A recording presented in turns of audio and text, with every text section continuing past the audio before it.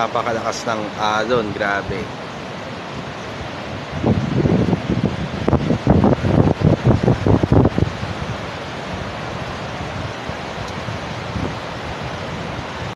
Mga kaibigan, kanina nagtungo ako sa view deck.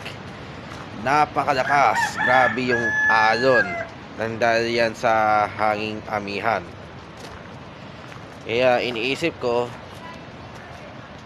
dito lang muna kasi natakot akong pumunta dun sa malakas na alon.